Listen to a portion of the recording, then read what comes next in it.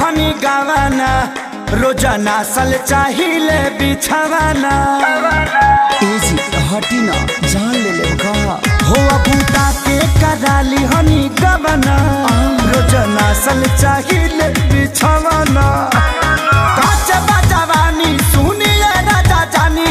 काच बजावानी सुनिए राजा जानी हमसे कुछ दिन दूर औरी रही ना मानब का नान्हे बा हमरो उमर कमर लोटे साहिना नान्हे बा हमरो उमर कमर लोटे साहिना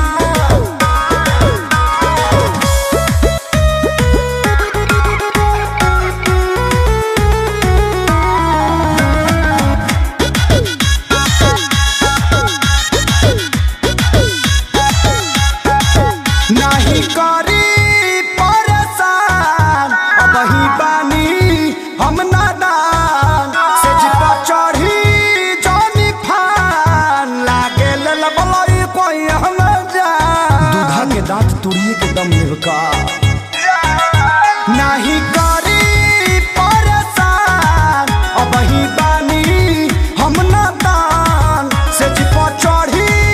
जानी फान लागे ललबलई कोई हम जान बड़ा लगी छोट नदी में थाही ना अभी पानी कम बाजी अरे नान्हे बा हमरो उमर कमर लोटे साहिना नान्हे बा हमरो उमर कमर लोटे साहिना